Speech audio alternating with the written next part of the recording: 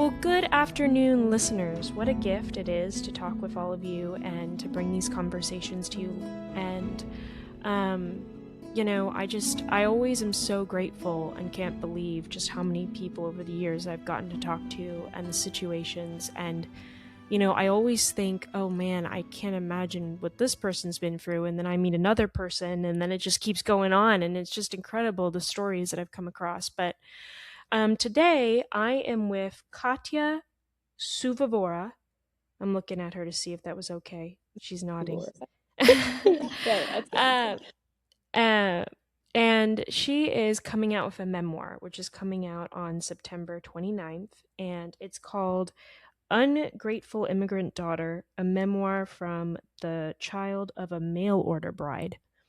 And it's super intriguing, obviously, by the title. But also, it's just a very raw memoir. I mean, she's already published some things on her Substack. I will link her website underneath here so you guys can check it out. But she has already written like some small, shorter pieces about her life and just the things that she's experienced. And it's a very raw topic, and it's something that I think a lot of you would enjoy who enjoy human interest stories. It's hard, but it's also really incredible to see her come out with all of this information and want to share this with people. So, first of all, Katya, thank you for being here. Um, and I want to ask you to kind of start out because I think one thing that really stuck with me when I was looking at your Substack is you said, you're writing on your trauma. And, some people say like you're selling your trauma to make money. And you kind of were, playing with that idea for a little bit in one of your titles. And I wanted to ask you about how you feel about that because, before we got on here, you were saying that there are people who would wish you harm. And doing this memoir is not only like bringing your voice to something, but it is an act of courage for you because this isn't just easy to do. It's not like everyone's passed away or like there's a lot at stake for you too in putting this memoir out. So, what would you say for, people who might be like, oh, you're just trying to like sensationalize your life? This is all very sensational details because a lot of it sounds so sensational. Um, but it's true and it's been your life experience. So how do you respond to selling trauma? Because I've heard people say that before, like, why do you just bring all this stuff up? It was your life. Don't talk about it. Just talk about it with your friends. Why does it have to be a book?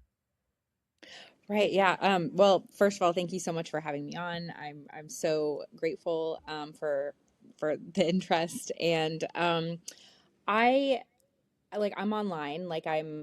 Um I have a relatively big social media platform, and a lot of the comments that I get have to do with they're like, you're disgusting for, talking about what you've been through. And I got to a point when I first started, because I first started a social media, I first started a TikTok a couple years ago. And I I recognized that the comments that were bothering me the most were the ones that were essentially like, oh, now you're trying to profit from your trauma. And I really Hmm. talked about this with my therapist, and she asked me this really good question that was like, what else are you supposed to do with it? Like, what else are you supposed to do with your trauma? Like, if you don't profit off of your trauma, like profit, it doesn't that's the only good that like trauma can do essentially, um, is is you can use it. So like I'm like I haven't I'm the way that I think about my trauma is like it's never going to leave me. Like I've had at this point like 10 years of therapy. I've done Mm. EMDR, I've read all the books. I've done all like everything that you can do to try to make living with painful experiences and memories better. And what I've learned is it just doesn't go away. Like it's always Hmm. there. It's there in like the way that you interact with people. It's there in every like little movement. Like me and my husband were we just moved to Europe, and we were in like a store, and we were leaving, and the little metal detector thing was like beeping, and I immediately was like panicked, because when I was a kid, a lot of people accused me of stealing stuff, and his reaction was like totally different. He was like, "It's fine. It's like their mistake." And I was like, "God, like how long is this stuff gonna haunt me? Like, why doesn't Hmm. it go away?" And it really doesn't. And so the best thing I could think to do with my trauma was to sell it. And I don't to sell everything. Like, social media is free, and I genuinely, like, what made me want to start writing and sharing my story was I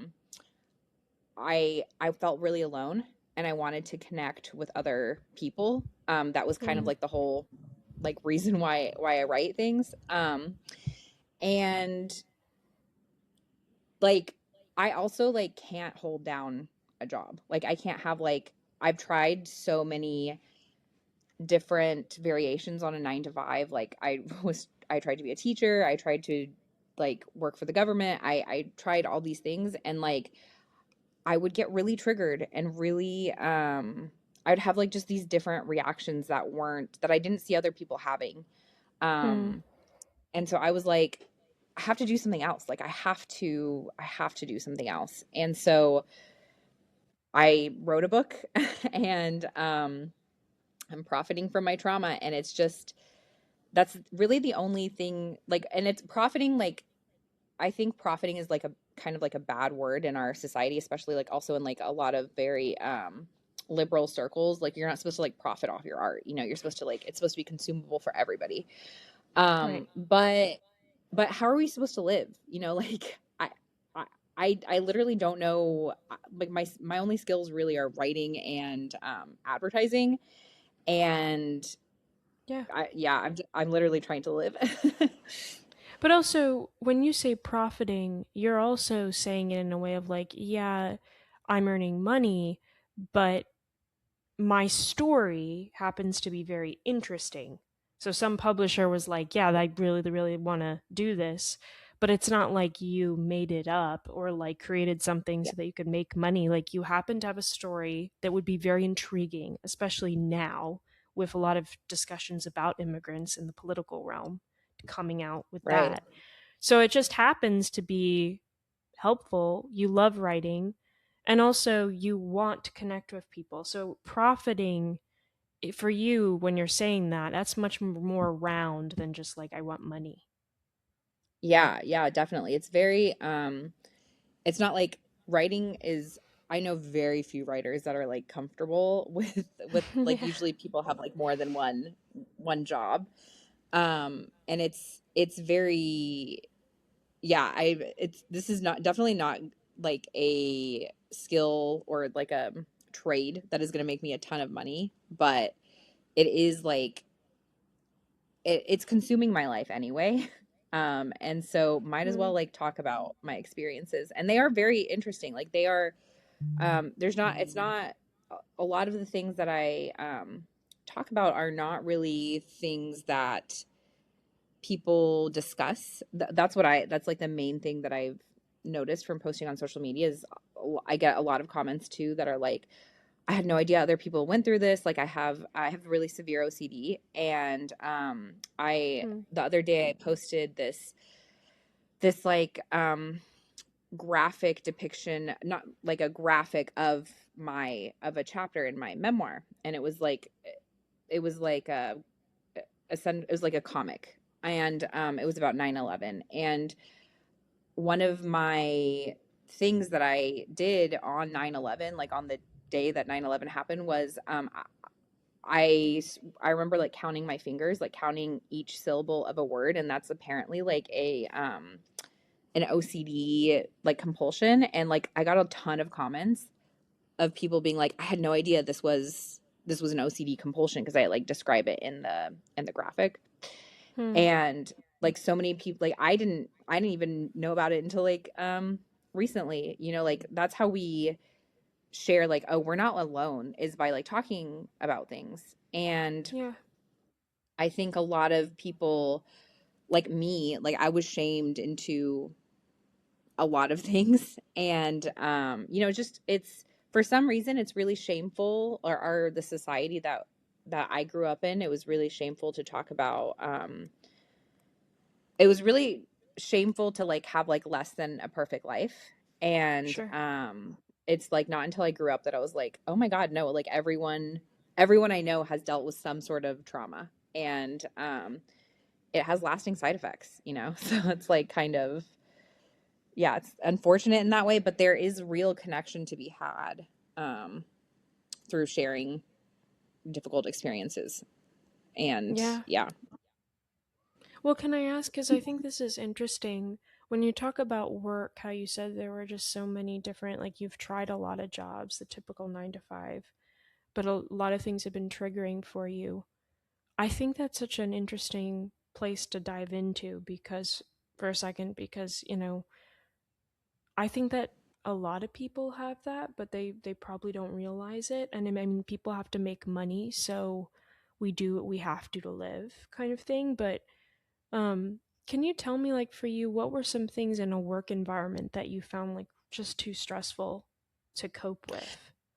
Yeah, the best job that I had that's not like writing was working as a waitress, because it's a very high stress environment. And I thrive in high stress environments. Yeah. Like I really, but then, and I would have been a waitress, like honestly, even now. But I fell and hit my head, and I got a really bad concussion, and to a point Oh. where the I didn't get my period for a year afterwards. Like my hormones were hitting your head is like so intense, and so I couldn't work Wow. as a waitress.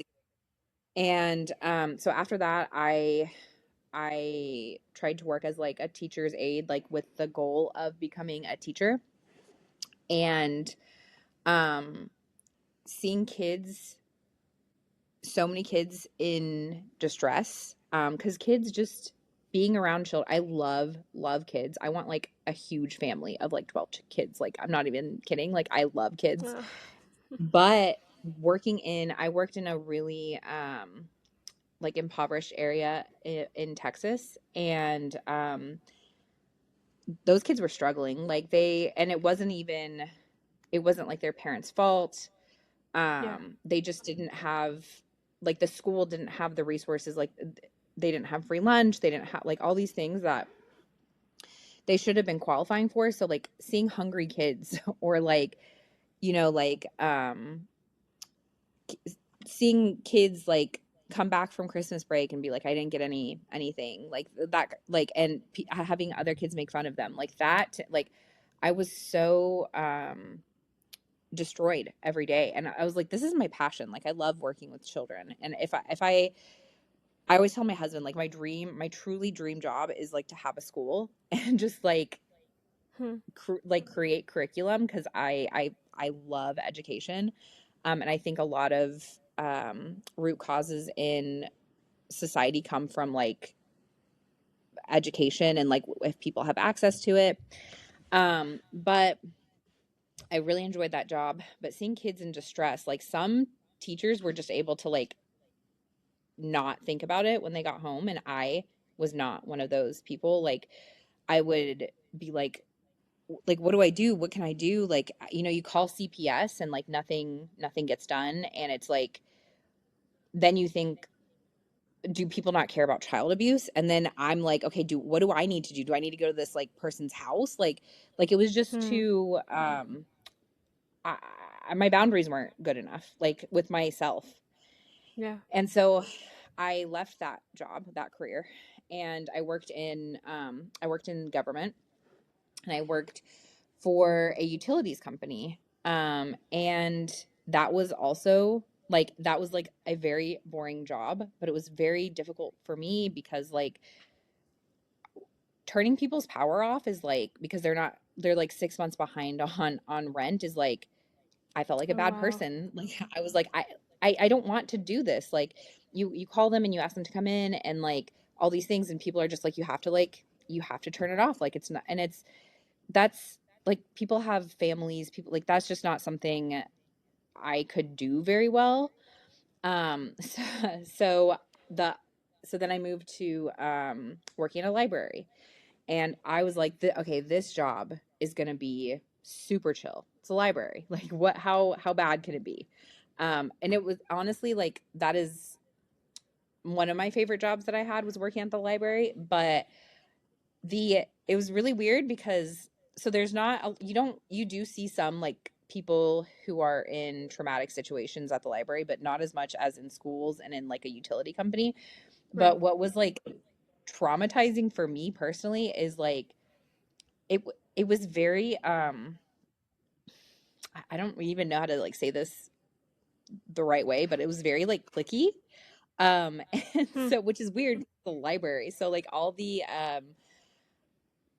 like everyone's kind of like in their 50s and just kind of like grumpy, but very passive aggressive. And I don't come from a passive aggressive culture. I come from like a very direct culture. And so when I was working at the library, like a lot of the people working there were like very passive aggressive towards me if I like couldn't figure something out or if or if I was like an inconvenience. And like that happens to everybody. Like every single person that's had a job like they you have to like learn how to deal with like different personalities, but I at the time like that very much like triggered me because I was like how do like I was trying to figure out how to like communicate. So I was just like trying to be direct and like a lot of people did not like that. And thought that I was like Yeah. being aggressive and I was just like no, like I'm not trying to be aggressive. Like I like don't understand how this works. Can you help me? Like trying to be vulnerable and like nothing that I did would like worked. And so I left that job.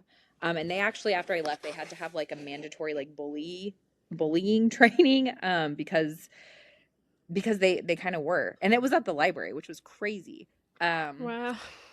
but yeah, it was just like I had before landing on writer, I had a bunch of different jobs and like each one of them triggered my trauma response in a different way. And it's like, yeah, it was just really hard to it was really hard. Like I couldn't write and have a day job at the same time, is what I Right. learned about myself. So like when like my husband, while I was like having all these jobs, he was going to school and when he graduated, he got a really well paying job, which allowed me to like become a writer full time. Because like I said, I couldn't write and like deal with my trauma response at the same time. It just wasn't, I was not capable of it. And I wish I were. But yeah. Well, tell me about, because for people listening, of course, the next question is, oh, well, what kind of trauma is she talking about? So, if if I'm correct, your mom was an illegal immigrant from Russia, right? Who came to America Yeah. and to Texas. Yeah, we crossed the border from Mexico into California actually, completely like in the back of a truck illegally. And we were illegal for we were undocumented for until I was we didn't get our green cards until I was 11. So Okay. from like when I was 3 to 11, we just like and my mom tried every which way to get to like become documented. She could not get like a work visa, she could not get a marriage visa. Like it's just a very difficult and honestly traumatizing process. And so my mom's method was to marry men because that was kind of the easiest way to get documented. And it did it it was really really rough. Like she got married 3 times in the span of like 4 or 5 years. Um, Wow. and it, And yeah, it and was just she really left rough. Russia. Why did she leave Russia? She just wanted a better She life in America, or well, so she was actually working with the mafia. So in the 90s after the USSR collapsed, she began working. A lot of people did. A lot of people like when I talk to my family about it, they're like, "Oh, but it wasn't like a serious mafia thing because it was such a she wasn't like a someone like, telling someone else that they need to pay her, like not Right. that kind of. She like ran guns from from Poland to Russia, and then she also worked in a casino, like an illegal casino, as a waitress. And Wow. she witnessed something she wasn't supposed to see. When she was working at the casino, there was like essentially in Russia after the USSR fell, there was a lot of like different kind of mafia groups that popped up, and Hmm. she was working at a casino, and then the other group, it was owned by like a mafia, like one mafia group, and then someone else came in and like shot up the casino, and she grabbed the guy that was a waiter with her, and they hid in a freezer for like 8 hours or something crazy. Like she was like, I thought I was gonna Oh my die for sure. goodness. And so they walked back out, and like everyone was dead. So the shootout was like clearly meant to kill Wipe everyone, out but the my gang. mom, Yeah. yeah, yeah. And my mom did not, she did not die. And someone found out that she didn't die, and that was a big problem. And so she just kind of like immediately she was like, we've got to get out of here. And she kind of just did whatever she had to do to get out. And she had been trying to get out by being like a mail order bride for like a year before, like, but she like went to like Belgium, she went to England, or she tried to go to England. I don't think she was approved. She went to like France to like meet men. And like it just didn't, it's just like it's a hard thing to be a mail order bride, because like the connection still has to be there. And So so yeah, explain eventually, for people who are listening, what is a mail order bride who may not know what so that term means. like a mail order bride is like she's a woman who, now it's like a lot, everything is done online. But back then, it like a mail order bride was a woman who put herself in like a catalog essentially, and the men would the men would like request a catalog, like a mail order bride catalog, and they would flip through and land on whoever, like usually it's like a small photo and then like a little description, and then they would choose who they liked and then pay the company that the magazine was in, or that did the magazine, for the email or phone or whatever of the woman. Back then I think it was phone because it was the 90s, but I think they still did have emails.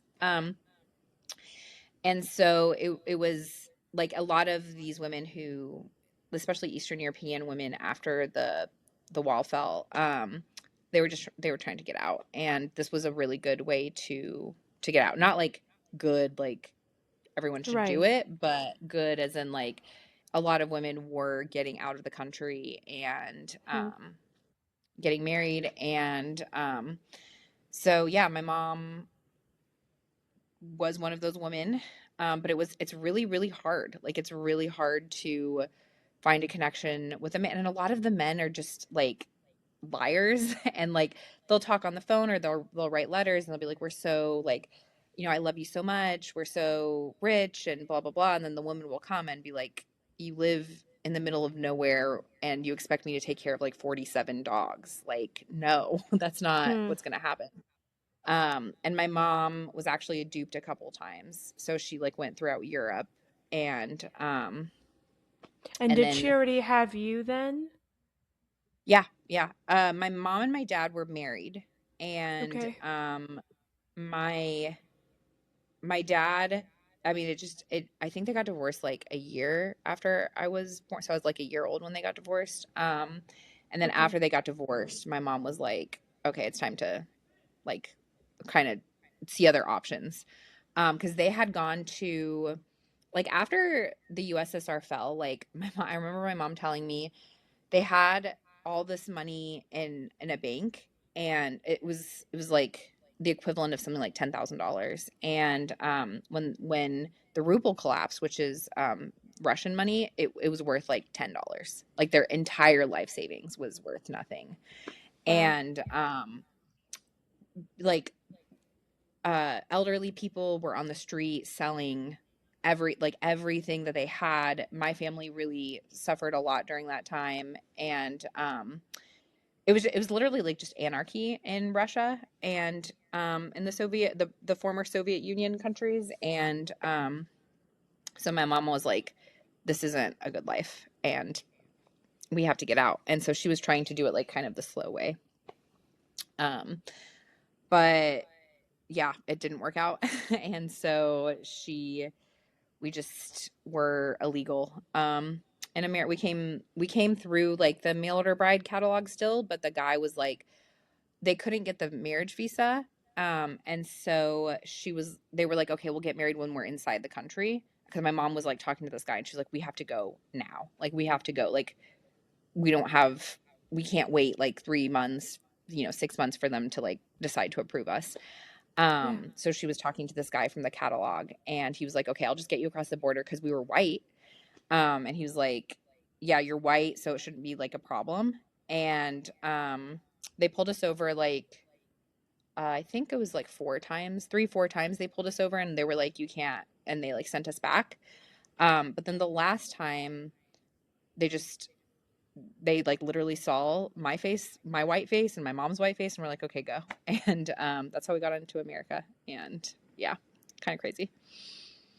Wow. So you leave Russia to go to America directly, or is it were you at We that went point? to Mexico first. So first we left Russia and then um my mom had she like didn't tell our family her plans. She was like, I had just gotten pneumonia really bad or something. We're not really sure what I was sick with, but essentially like a lot of Eastern Europeans are just like, oh yeah, so if you just like have sun and some like seawater, everything will be fine. So my mom was like, we're gonna go to Mexico and like get Katya some sun. And we arrived in Mexico and that was not the plan. Like we didn't even see the ocean at all. We just like went right through. I think it took like a week to get into the United States from Mexico. But yeah, my mom, that was like her plan the whole time. Well, how was that journey for you in your brain? Like, what is the biggest memory that sticks out for you? Like, was it just a feeling you felt, or because you were little, right? Yeah, I was 3 and I mostly remember saying bye to my grandma. Like my grandma at that time. So after my parents divorced, my I went to go live with my grandparents because my mom was just like trying to get us out and my dad was finishing school and they couldn't live together and so like the neutral ground was my grandparents' house. And so Hmm. I I one of my first memories is literally like saying goodbye to my grandma at the airport and being very scared, but my grandma being like, you're going to come back like in just a couple weeks, like we're all going to be together again, it's going to be fine.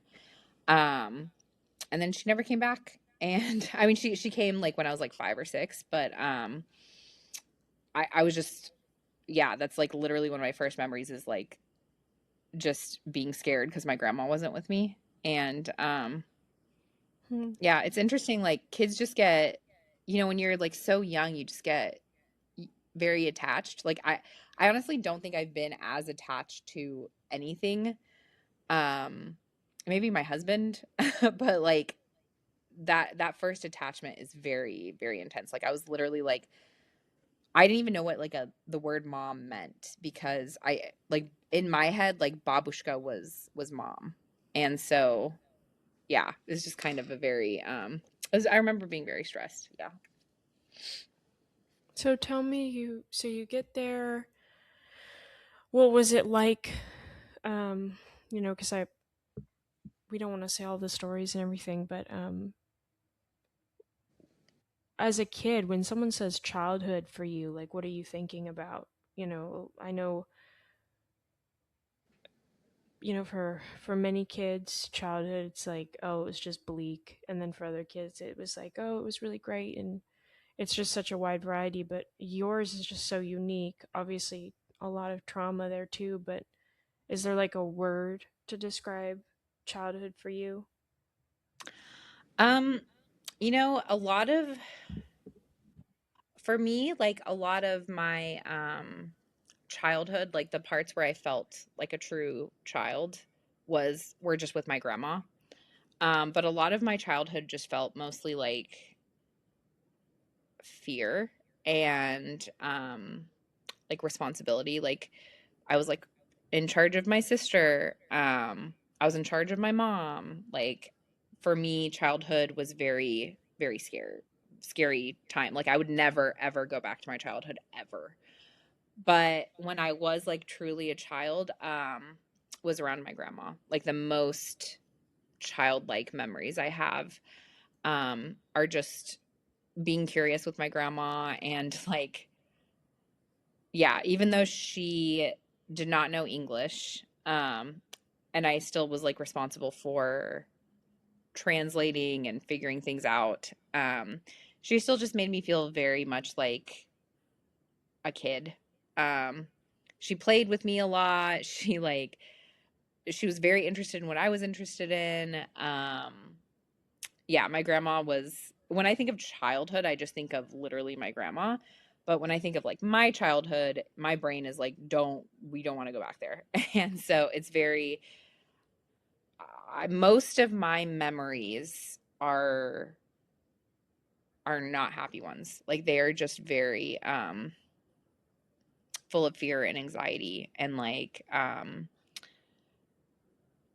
yeah, just a Hmm. lot of fear.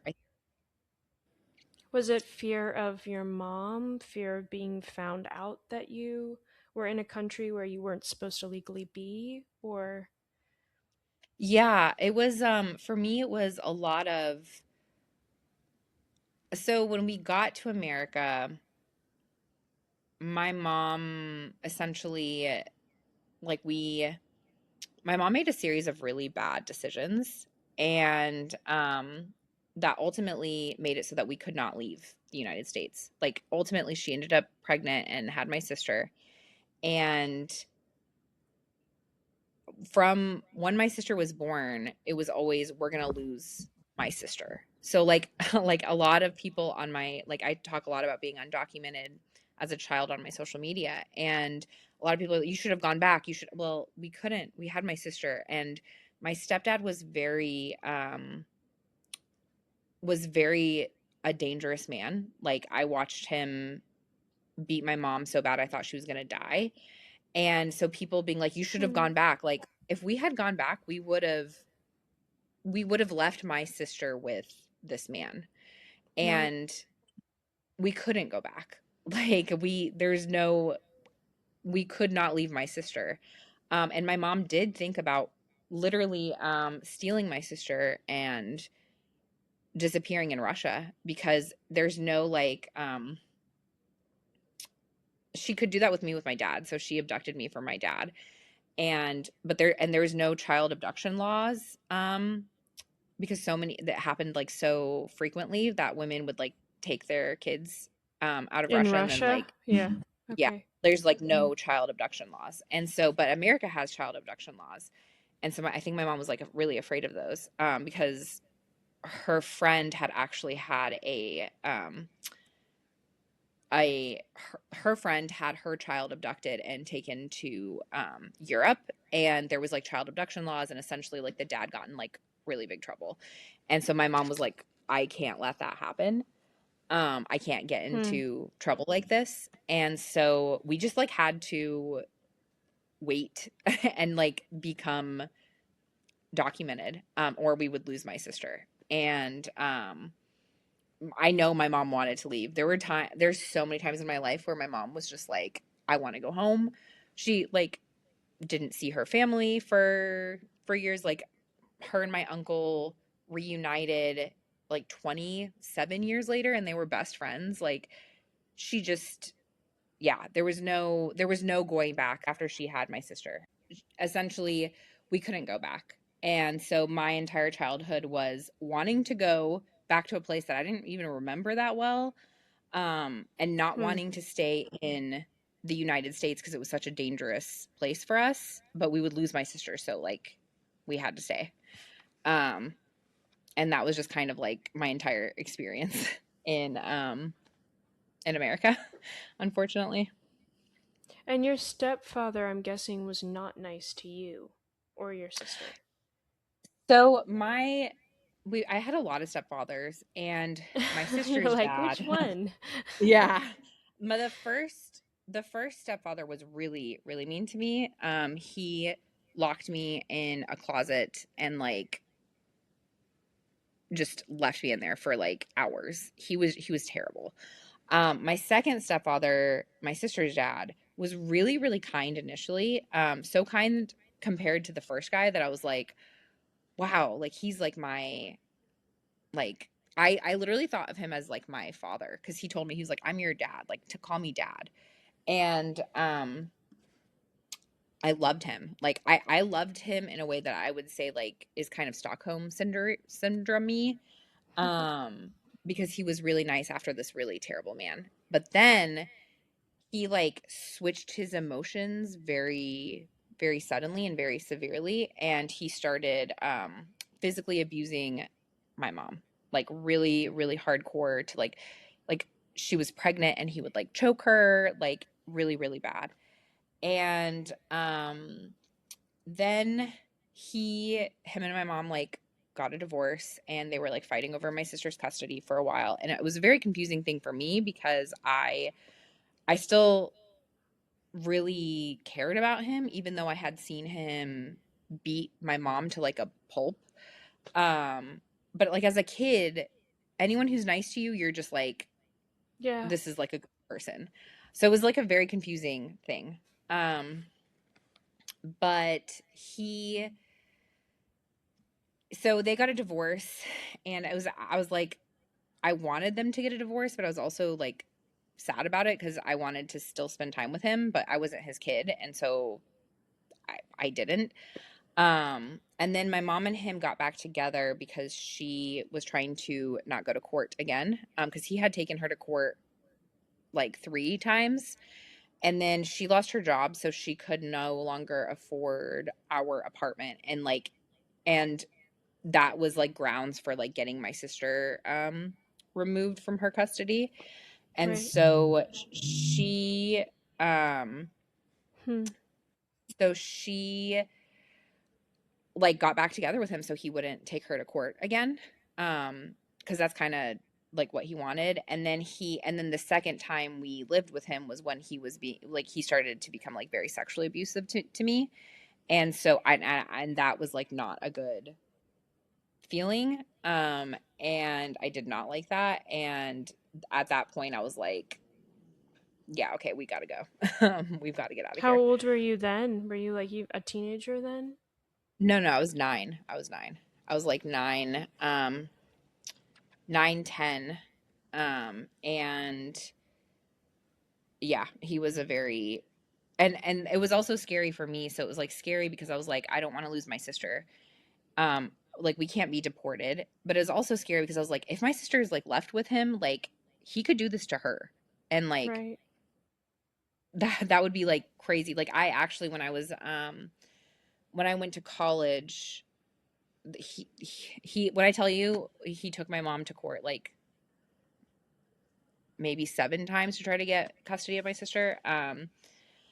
When I went Hmm. to college, I actually it was what was one of the last times that he was trying to take my mom to court, and I was like, I actually have the power to do something, and I'm gonna do it. And because when I was a kid, I was like, no one's gonna listen to me because I'm a kid, but maybe now somebody will listen to me that I'm like 18. And so I went to the police and was like, this man molested me, and here's all the different like ways that he did it. And Hmm.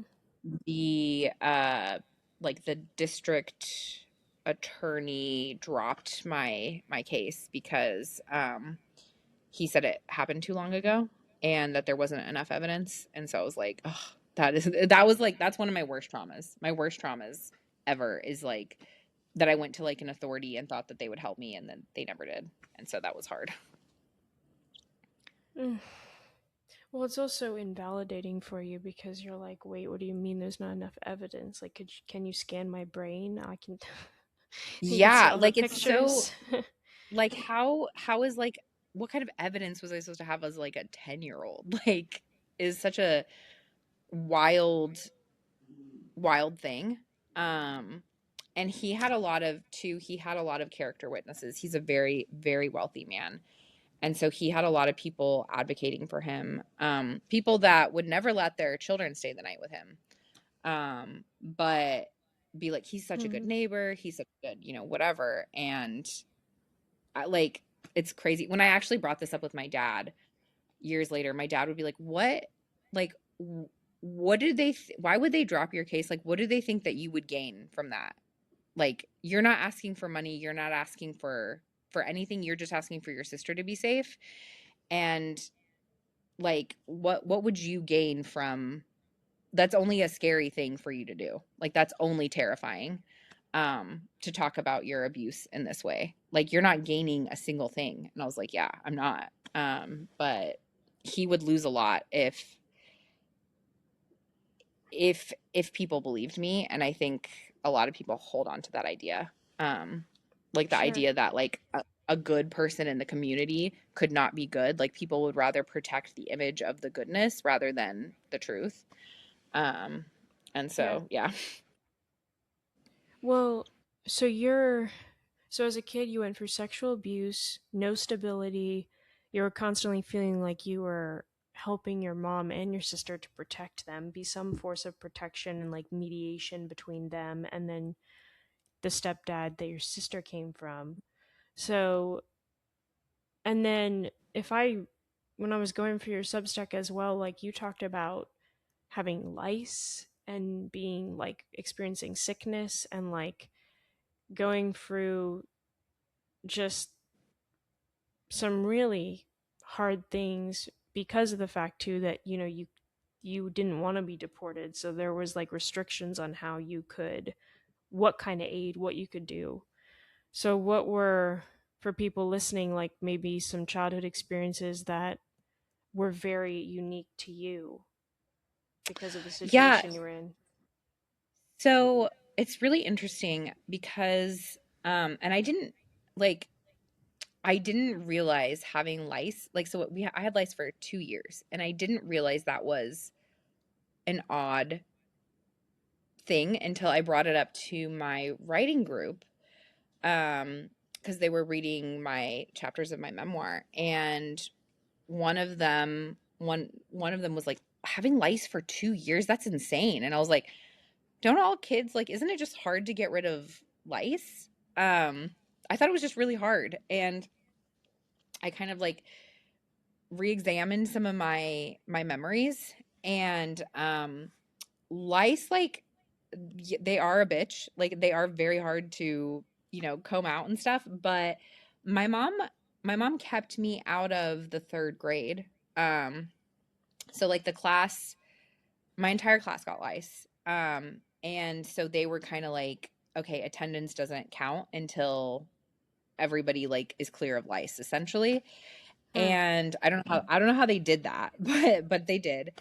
Because I had already missed a lot of school at that point. And so my mom, one of the things that my mom was like trying to figure out was like she was like on the verge of losing her job, and she was like scared and was like, we need to like start saving more money. And she would send my sister to this random lady, and paid her like $20 a day to watch her. And my mom was like, oh, I don't have to do that anymore if you stay home. And so when I got lice, like my mom kind of used it as an excuse to keep me home from school and babysit my sister, because she didn't have like the $20 a day to give to her babysitter anymore. And so I missed like half the third grade because of that. And And it there was was like no really, incentive to get rid of your lice. yeah. And my mom was just like I remember being a 9-year-old and like thinking of all the different ways to like for my scalp not to itch anymore, and turning boiling hot water on the the shower or the bathtub. We didn't have a shower. It was like a bathtub. And it would like, and I burned my own scalp for like a good 20 minutes to a point where like where my scalp like where it was like red and had burn marks because I was trying to get rid of the lice. And like Oh. when I put my head under the faucet, like all these lice like came out and I was like maybe this will be it, but my mom wasn't like I didn't understand that like when you have lice it's like they're like everywhere, you know, you have to like really try to get rid of them because my sister had them, my mom had them, like everybody had them, and but my mom had no incentive to get rid of them because it was it meant she had like a babysitter at home, and so like I had because I had that experience, I failed the math standardized testing for school the next year, and so I was like placed in like the equivalent of kind of like special education classes.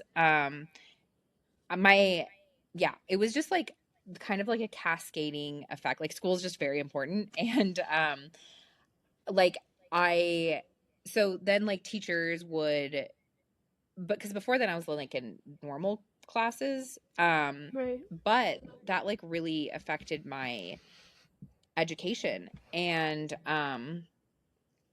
it was just a really like it was embarrassing too because like a lot of kids not only would adults treat you like you were an idiot, but kids too. So like kids knew that like these classes, kids my age knew these classes meant I wasn't like as smart or did as well. So that like has always been that was like always very like traumatizing for me because I was made fun of. And like it just it's so strange, but like interestingly enough, like you're talking about like interesting kind of experiences because of my trauma, like because of that too, like because of the way that I grew up, I kind of grew up without a lot of shame and like a lot of situations that would make me like very embarrassed, but like I had to like kind of work through a lot of that and so like when I was a junior and senior, I like had been in I had worked my way up to like honors classes and like AP classes, which AP is like testing to like get out of college classes in college. And I just after I took one AP test, I was like, oh, these are like and my teacher told me how they worked. She was like, "Oh, a bunch of people like it's just essentially like it's not out of like 100 points, it's out of like who scores the highest and like what percentage you get right." So I was like, "I wonder if I could like game the system."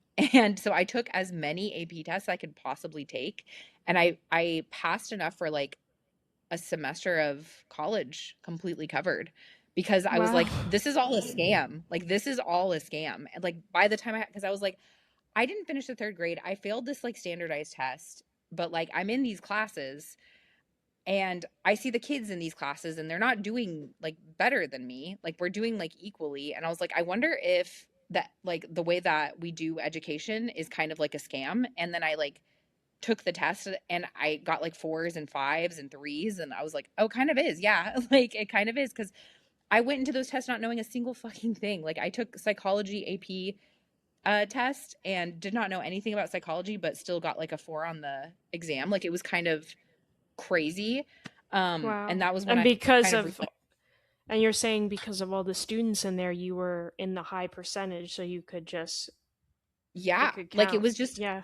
it was what I realized it was like a lot of people are just like afraid of trying at all. Hmm. And I was like, okay, what if I was one of those people that tried? Like what if I just cuz like I failed fucking everything else in my life. Why the hell not? Like what do I have to lose at this point? I mean money, but I was working as like a waitress back then and I wasn't having to pay any bills because I was living with my mom and one of my stepdads and so I was like what else am I going to spend my money on? And I just took a shit ton of and I failed a bunch of tests too, but like the fact that I passed enough to get college covered, like a semester of college covered, like I was like, "Oh, this is not as serious as people want me to believe." Like the whole Hmm. education system like yeah, it was kind of crazy. It was a really crazy experience cuz like adversity really does, it creates a lot of like trauma, and it creates a lot of like trauma responses, but it also creates, for me at least, it's created a lot of like, what the fuck if? Like, why don't I just try this? And Right. that has helped me a lot in life.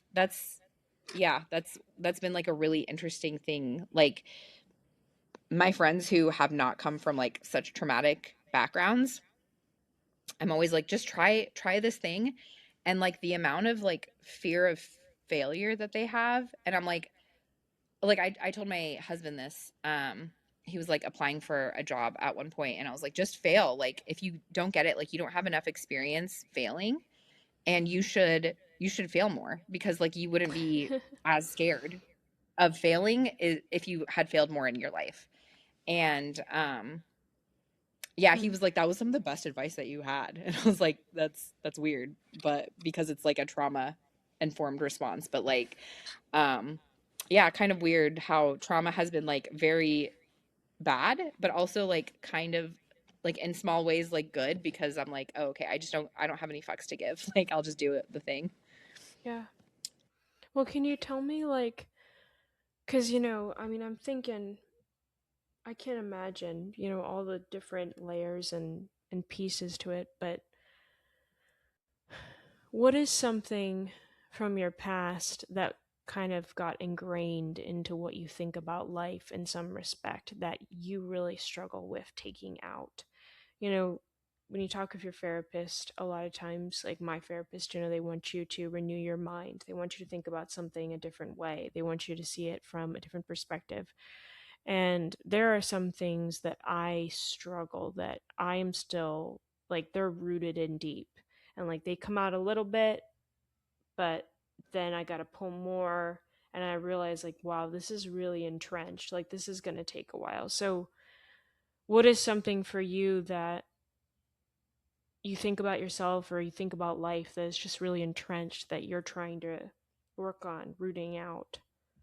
Um, I think the thing that I struggle with most is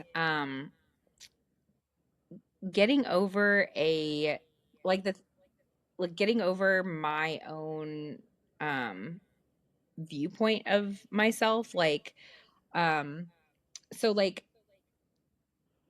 I like this, and this really like bothers my husband that I do this, like not in like a bad way, but in like a, I will look back at photos of myself and be like, man, I like wish I look like that again, or I wish I, had like, remember when I could like do that, and like now I can't do that anymore. And what I'm trying to like do is like, I guess like accept that I'm like changing. And Hmm. I think, And not see that as failure? yeah, like I'm trying to like, so I got like really I like I got Pete Potts. It's like this heart nervous system condition after I got my appendix removed. And I also had like thyroid cancer. I had like all these things that like just messed, like wreaked havoc on my body and my health. And um I I'm trying not to like regret the life that I could have lived when I was healthier. If Hmm. that makes sense. Like I'm Yeah. trying to be okay that like I'm I don't have as much energy now, and like I'm like illness like changes people like just so severely. And I'm trying not to like, cuz I like also resent a lot of stuff. Like I Hmm. I recently broke up with quite a few of my friends because I was like, I don't have the energy to maintain this relationship anymore. And the relationship was 100, like it felt like almost 100% on me. And I was like, I don't have the energy for this, and like I'm trying to like be okay with like my own capacity, cuz I'll overload myself with what I think I should be doing. But I'm like, that was me when I was like healthy. Like I could like when I was healthy, I could unpack my entire house in like a night and like need not as much sleep and like all these things. And now that I'm like sick, I'm I'm trying to be okay with having like limitations. I think that's the thing that I'm trying to like pull out of myself is like Hmm. it's okay that I've changed. Like it's okay that I'm not, 22 with endless energy and like it's okay. And like I'm like trying to try not to put so much stuff on my like recently like I had my family over and I was like inviting my friends over and all this stuff and I was like I had to step back and be like I can't do all this. Like I can't and like telling my own self no has been really really difficult because yeah, like I'm trying to like be a normal person, but I'm like accepting that normal doesn't look like my normal looks different than like a very healthy person's normal. And Yeah.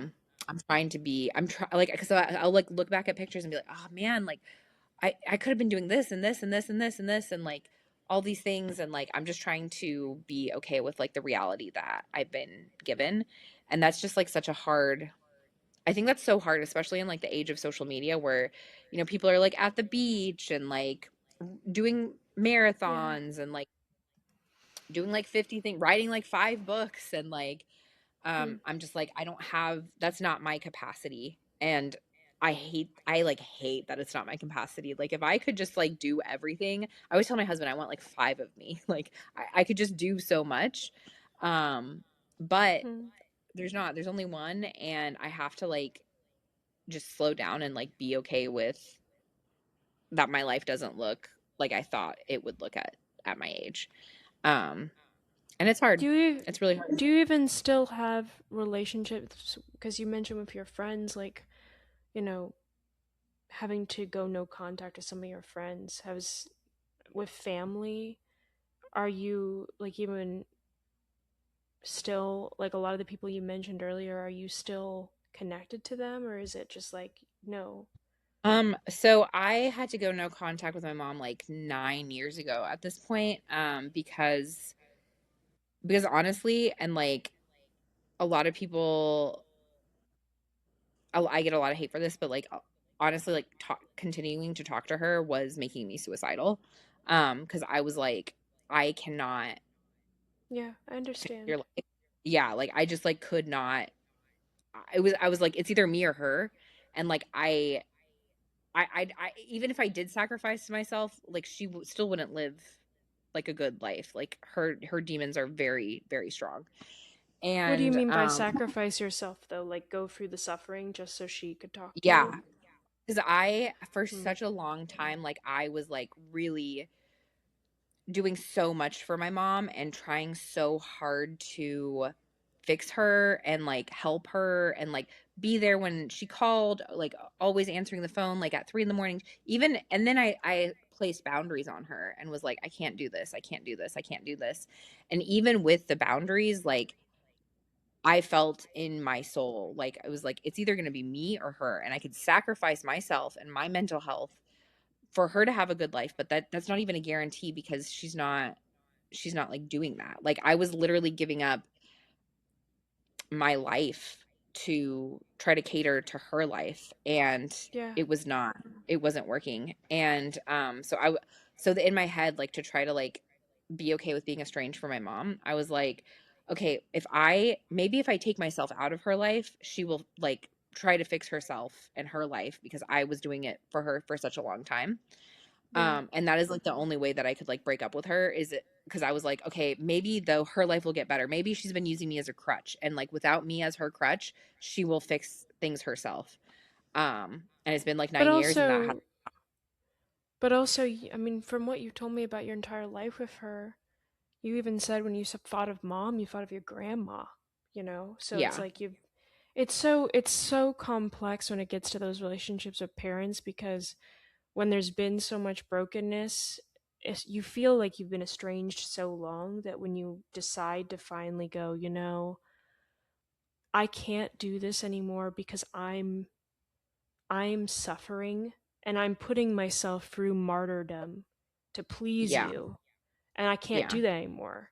And you cut that Yeah. tie, it feels like you've done that your entire life. You know what I mean? Like you're not. It Yeah. almost feels like you're not losing something, which is sad to say, but I think for so many, I saw an article the other day that was saying, there's this rise in no contact with kids and their parents, how sad that is.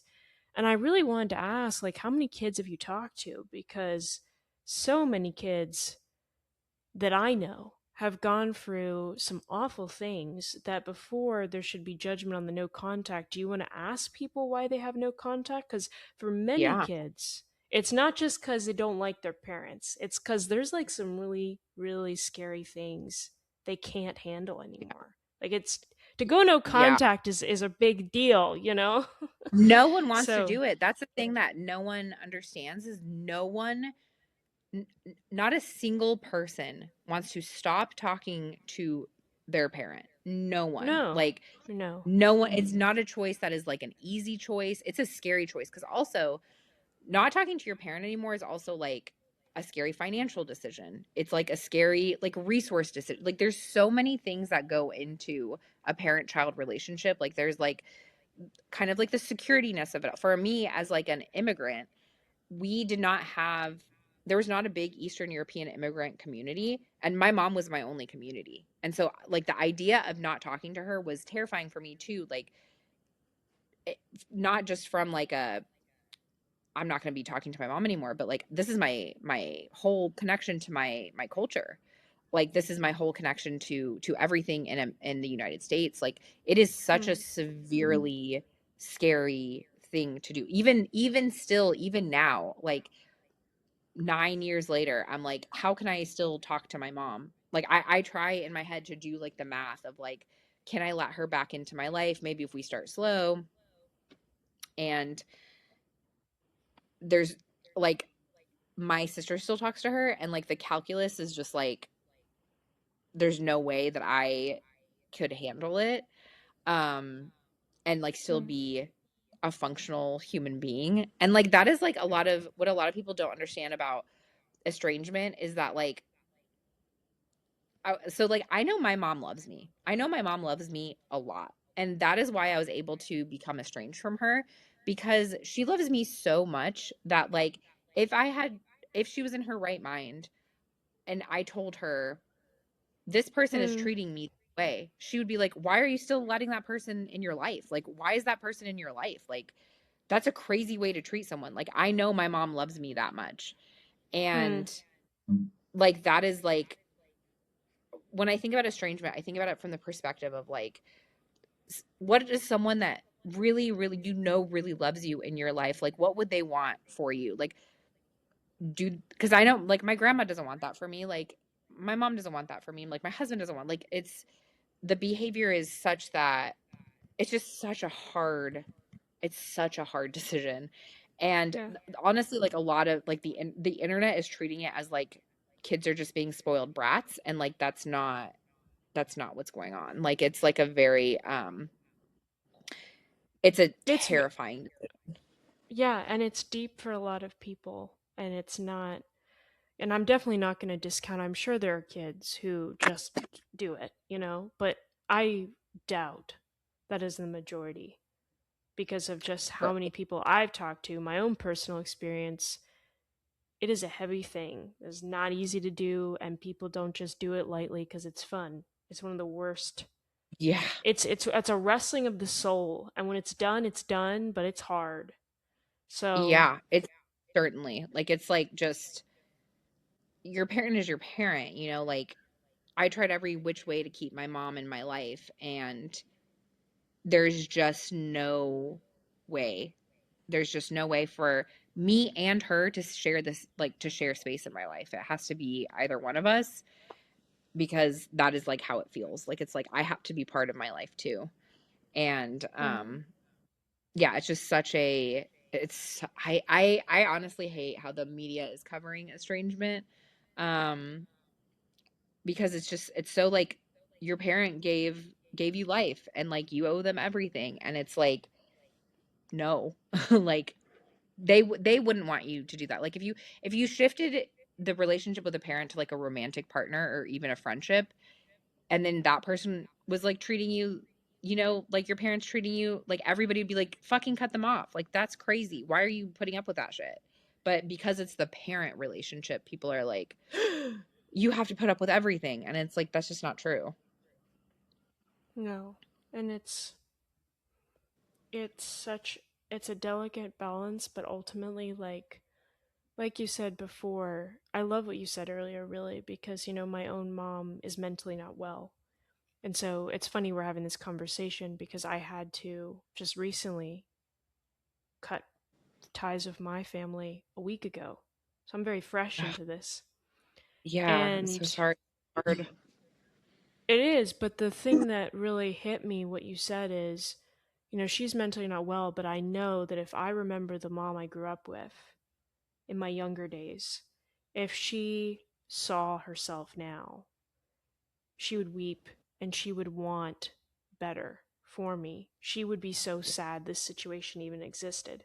But because she can't even get there with me anymore, it's something where it's like, okay, I can't fix you. I want better for you, but I can't do anything. I've tried. And Yeah. I am constantly put into that fire every time we're together and I can't do it. And I think, Yeah. but It's, I love yeah. what you said about like if they saw it rightly, they would be like, "What? You're right," because then they would realize. But like they don't see it that way because so many times, a lot of them too, for me, like mentally ill, like they just can't. There is no They capacity. can't. Yeah. There's not like they're unable to take themselves, like view themselves objectively. A lot of parents are Right. I think a lot of parents too are so afraid of the fact that they could hurt their children that they're hurting their children. Like the fact Mm. that the idea that they could not be, like my mom always said, like I tried my best, like I tried my best, and like I 100% believe my mother tried her best. Like I know my mom tried her best, but that doesn't mean her best was what like I needed and like could like she was not like she was not a good parent like in almost any regard, but like I know she loved me, and because she loves me, like I know that she wants me to do the best that I can for myself. And it's just God, it's such a hard Yeah. estrangement. It's so hard. Like it's just there's so many like think pieces on it. There's so many, but the thing with estrangement that I've learned too is that if my mom was still in my life right now, I would not be where I am. Like half my capacity would be spent, at least half of my capacity would be spent on energy, Hmm. on like taking care of her, on like thinking about her, thinking about our conversations, thinking about that thing that she said, like thinking about all these things. And like cutting her out of my life, like I've really been able to heal, to heal in a lot of ways. And Yeah. that sucks. Like that sucks. If I could heal and her still be in my life, like that would be great. Yeah. But it's Yeah. just I'm not capable of it. And I think a lot of people too who know that their parents are hurting them, but like are so afraid of cutting their parents off.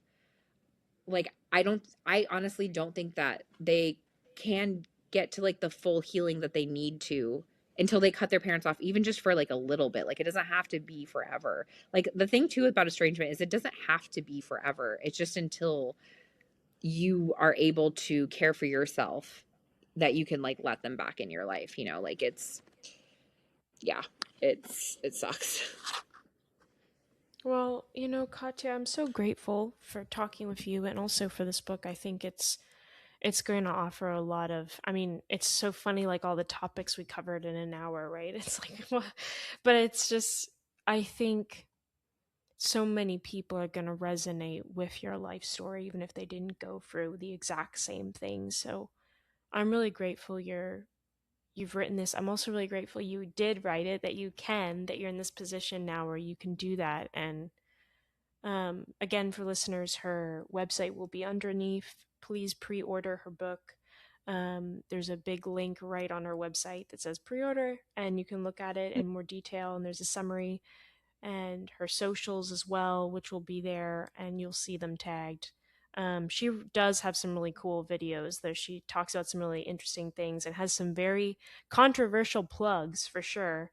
I'm hoping none of you will be the listeners to say mean things to her. Please don't do that. Um, and if you do, then please don't keep listening to this. I don't want you to be mean to the guests that come on, even if you disagree with them. Please be respectful. Um, but Katya, thank you so much for doing this. I'm so grateful for your time. Thank you. Thank you so much for having me. It's been great talking to you. You're so kind and so empathetic, and I appreciate it a million times. Thank you. Oh, well, thank you. You're the first person I've met that's like like a young person who's like been through the estrangement process like longer, and that's helpful for me because it is like more fresh, and so it's encouraging to have somebody who's like, I get it. Yeah, it's definitely hard, but honestly, and this I hope this helps you, but like every single person that I've talked to that is estranged, like especially after a longer period of time, no one regrets their decision to become estranged. Like I have not met a single person that's like, I wish I like was still talking to my mom. Even the people whose parents have like passed, they're like, we still weren't at a point to talk, and like I was able to do so many more things that estrangement has like freed me to do. And yeah, that's what I've like, I get a lot of hate on my page for being estranged, but like the people that I know personally, every single one of them has been like, my life has improved tenfold. And I think that's really interesting. Like I think that's really, because kids kind of, we do like, as everybody on this earth is a child, and or has been a child, but like is a child, I think, and we really do know what we need. And like I would definitely really trust yourself, because that's something that I learned through estrangement, is like trusting myself. I was like, oh, I do have good instincts, like I can make good decisions. And yeah. Yeah. Well, thank you, Katya, and thank you for this interview. And I'm excited for your book, not to profit off your book, but to hear your story. So thank you. Thank you so much. Bye. Bye.